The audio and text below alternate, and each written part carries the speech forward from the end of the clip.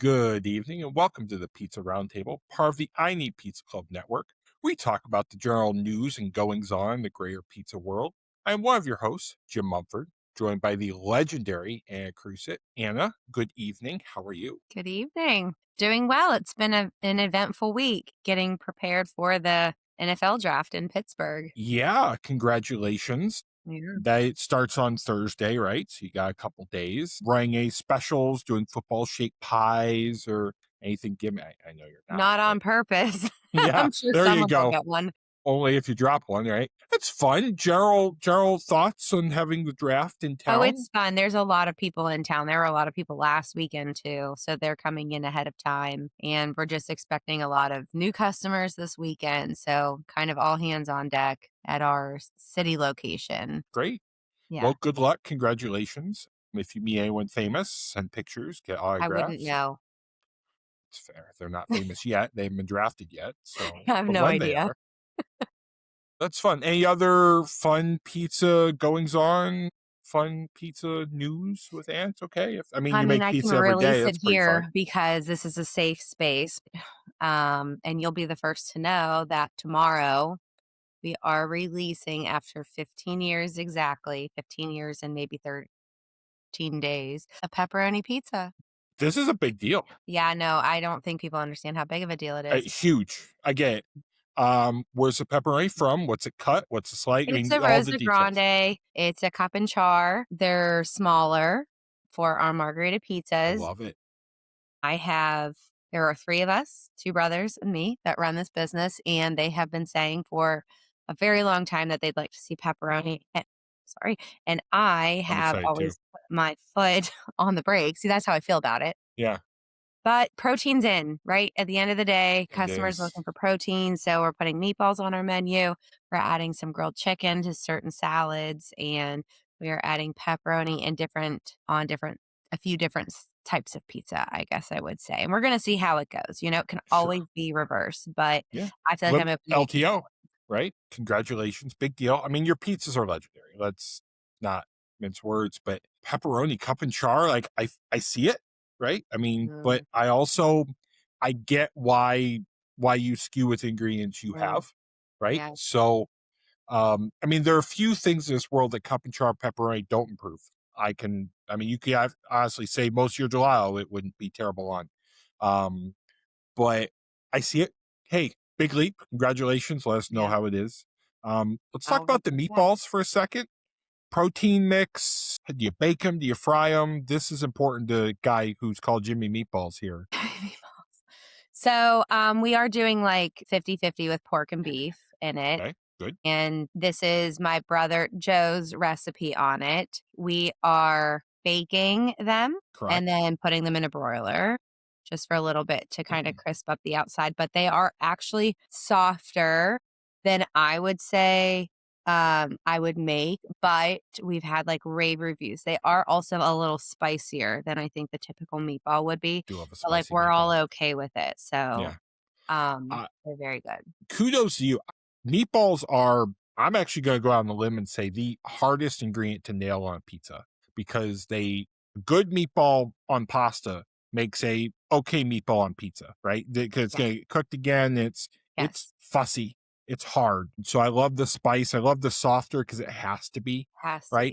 be. Or else it's just going to be like a brick. Chewy. Especially on the Neapolitan, right? Yeah. It's tricky. So kudos. That's hard to nail.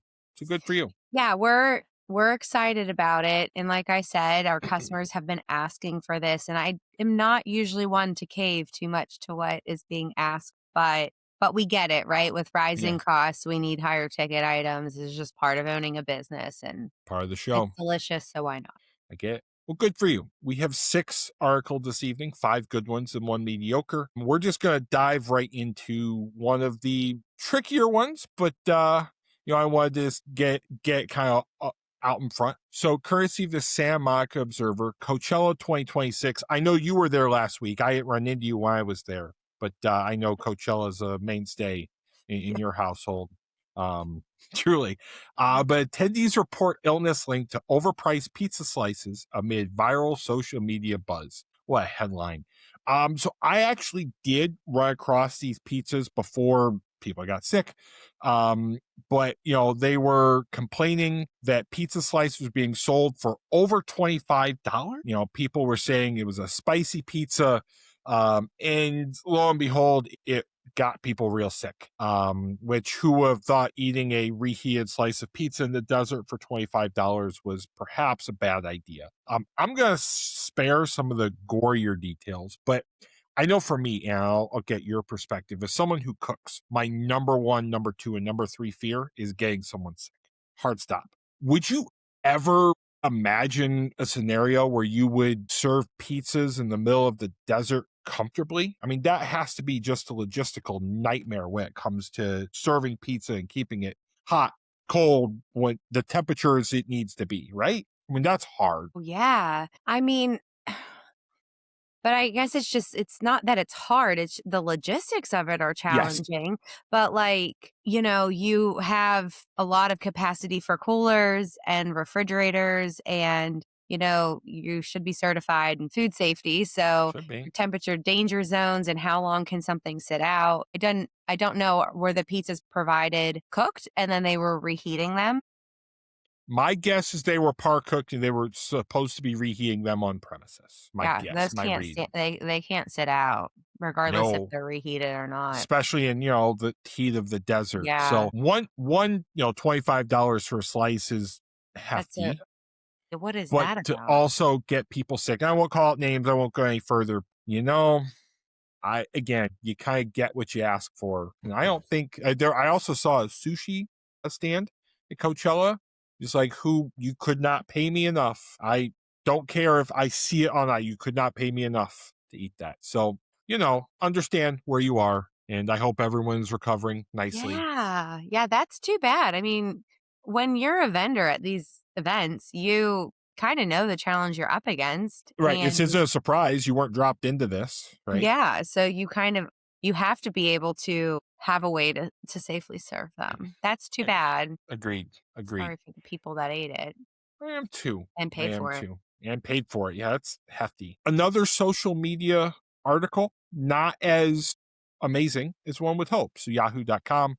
TikTok made her famous. Now Pizza Girl says she's being harassed daily. So I have actually followed Ian and Kai's Pizza for a long time. I think they make a great slice. It's a Chicago tavern style in Florida. Fortunately, 500,000 followers, which is amazing. But they've kind of been giving her a hard time. Pizza Girl, how she's been making it, phone calls, people asking for her.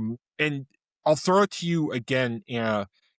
Someone who's on social media, do you ever fear that you get the negative connotations back to the restaurant? Because this is what happened. This is a genuine account. They weren't really trying to do anything other than here's our awesome pizza, right? The pizza girl, she's making great pizza. She's doing fantastic work, and it is definitely like a quality pie. And yet, Aaliyah Rose is her name, kind of getting some backlash and kind of hurting the business a little bit, which is kind of counterintuitive. Have you ever come across this or could kind of envision this? I can't imagine how any movement in social media would be negative for the business. I mean, who's it negative? From their customers or from people on social media? Because It who sounds cares like about they're people on harassing social the media? business, calling for her inappropriate messages, kind of like, Oh. yeah. So it's not Oh, so that's in the gross. business. It's gross. Great way to put it. Right? Is they are making her uncomfortable instead of it's a pizza account. People like don't be gross. And don't follow it. Like, let her do her thing. Who I cares? kind of right. Let Oh, it be. that's so So sad. it So she is. makes pizza. I haven't seen this account. Yeah. Maybe I have, but she's just like promoting the pizzas in the restaurant. She just it just shows her making pizza like any other Anybody pizzeria else? might do. She's, I'm assuming, right, in her 20s, Maybe. right? People are making it gross. I kudos to the pizzeria for having a great social media and Right. showing their pies. Listen, a tavern style in Florida sold, right? Right. Now I've been following them for years because it's a great pie, but just it's kind of sad that it got gross, right? And Yeah. the backlash of social media maybe not as fun as it could be. I'm gonna look Be, her be, up. be good humans. You should. You should. How about a happier topic? Who doesn't love paying taxes? Yeah, I Most. know I do. Well, most of it, no, that's right. But who doesn't love a tax day deal? So Kiplinger.com, tax day deals 2026. We got food discounts, freebies. This was a couple days ago, but some of them are still going on. There's a lot of them, some pizzas, some not. Shake Shack, free burger, Potbelly, buy one, get one free, Burger King, even Subway's getting in on the article, Krispy Kreme, is across the board. But I love this. So Fazoli's, of all people, right? Fazoli's, I know that's your favorite pizzeria. As soon as the website stops spazzing out on me, Fazoli's is your favorite, offering, free, buy one, get one free, baked spaghetti, Qdoba, guac relief. So you own a pizzeria. Do you see things like tax day incentives or other, I'll call them gimmicks? Do they work? Are they just an excuse to get on some sort of list? Or, because not really altruism. What's your take on a tax day deal? Because it sounds like there are like 19 on this list. I think it's both. I think that people do it just to get on a list. And I think that it's just to have something to talk about, people talk about your business with. But are any of those deals going to like floor someone to the point where they're running there? Maybe I could have gotten some chips and guac if I lived close enough to one. I think it's a cute idea.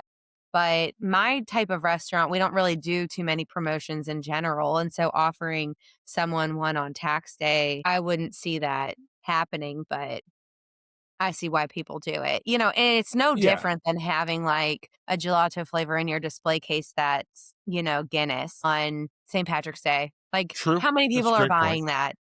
Probably not. Not many. Might get some people come in and sample it, but it's like just something to talk about. Right. Yeah, and that's a good point, right? You want to give people something to talk about.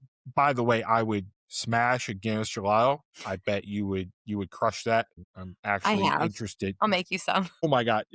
Hard pause on the podcast. Tell me about it. How did you cook it down? Did you get the alcohol out? I know that messes with the freezing. Did you just full send?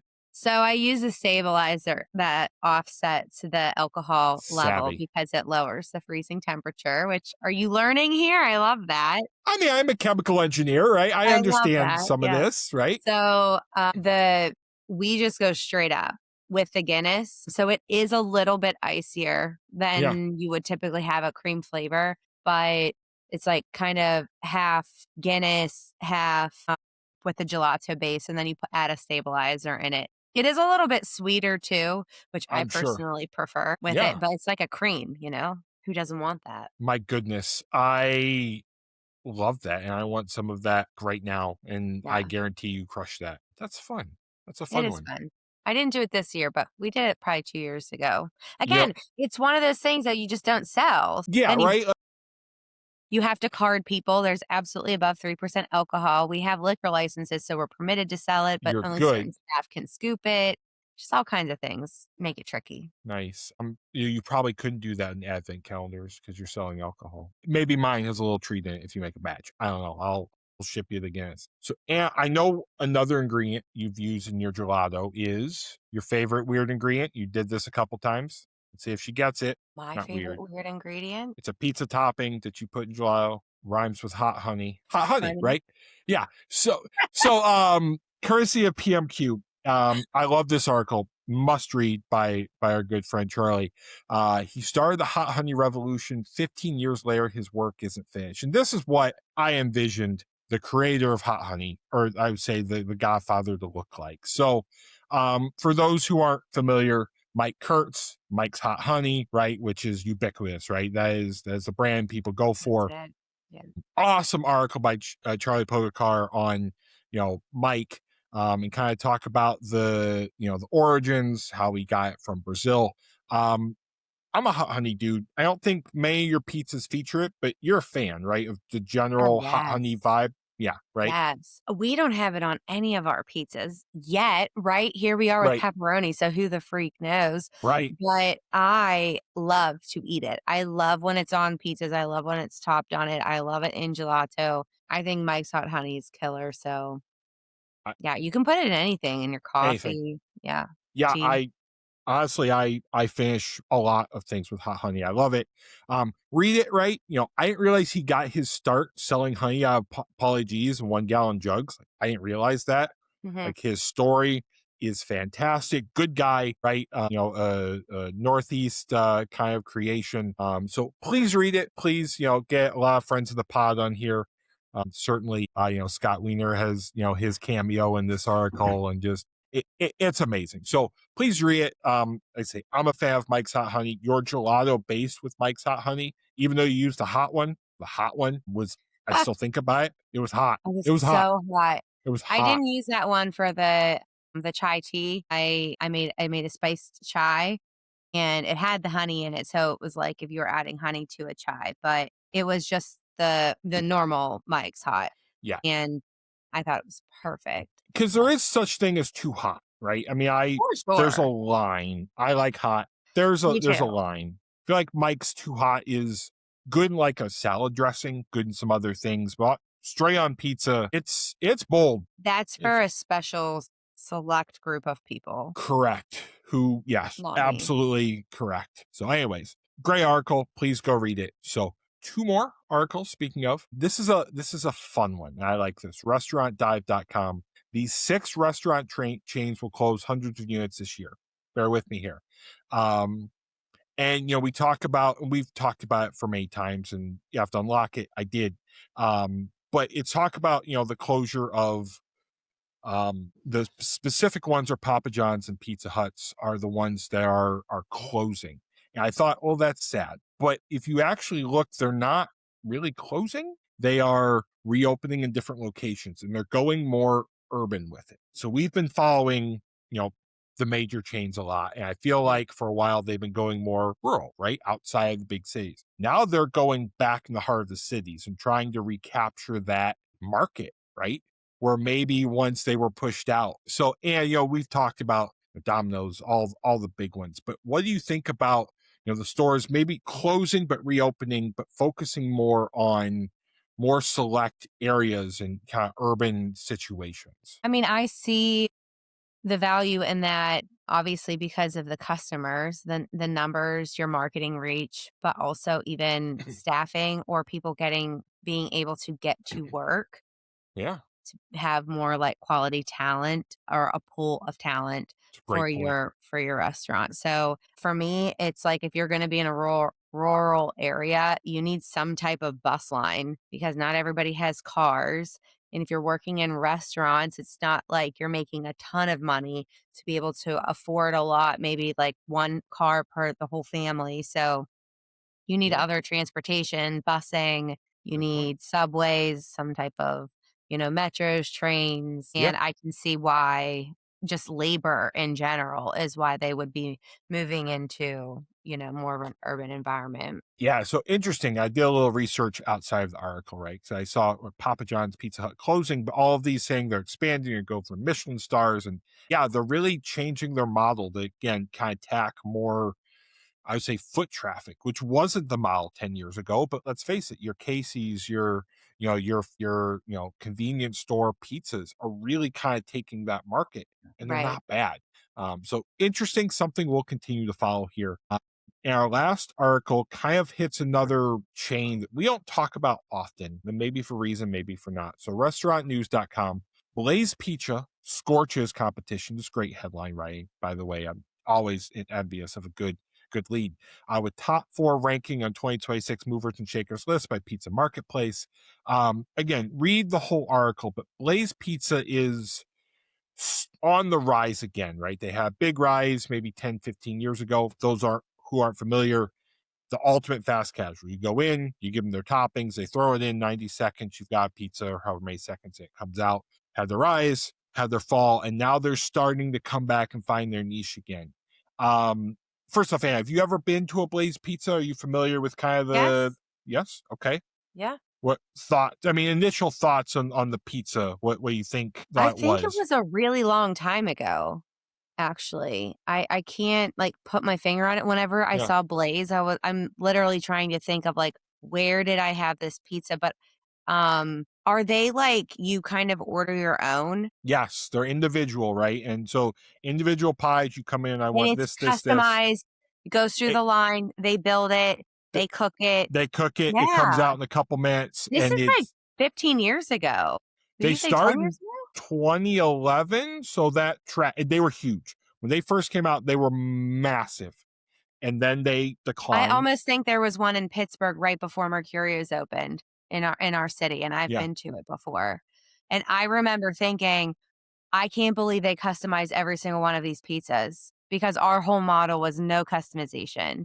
So right. it was like people would see our style and think, why can't I build it out how I want? And it was like, that's not what we do. And yeah, that, So yeah, it, crazy. another thing they're going into, and you said this right, the proteins, right? So you're going high protein offerings, right? Protein is king right now. So they're kind of reinventing themselves, culinary innovation, and they slumped. I mean, they did over the past several years, but they're coming back and they're not being stagnant. They're trying to reinvent themselves, which I thought is cool because a Just lot of hope. competitors came in, right? And it's not really a proprietary thing to cook a pizza quickly. But I was it's not, but it just I always like seeing brands, how can they come back and reinvent themselves. And Blaze Pizza Gang recognized there were like 4 articles this week on how they're kind of coming back. And again, there's a time and a place for that kind of pizza, especially if you have dietary Snack. preferences or whatever you have. It makes sense. So I like it. And again, Yeah. I like following, the individual chains or the individual pizzerias. I like following the chains because there's value in learning all of them. So Absolutely. Where are they located? Like, where's their headquarters? Atlanta, but they are all over, and we have one couple miles from here up in Michigan, and they're pretty national. But I remember going to some when they came out. Yeah, Remember since same. then. I mean, I think decade. the one in Pittsburgh probably closed maybe 7 years ago. I think a lot of them closed So, 7 years ago. I think COVID and everything really took their toll, and they're trying to swing back. So good. yeah. Good for them. And you're on social media. Where can people perhaps find you, as your sweatshirt may indicate? We're at Mercurius PGH for our restaurant. I'm Anna.Crucitt on Instagram. I am at Jim Cook's Food Good, wherever you get your social media. You should really follow. I Need Pizza Club, all one word, TikTok, Instagram, YouTube, everywhere you get your podcast. You can listen to replay of this, help you get through your day tomorrow. But yeah, please follow I Need Pizza Club on all your social media platforms. And until next week, thank you for a lovely episode of the Pizza Roundtable. I look forward to the next episode next week. Have a good night. You too.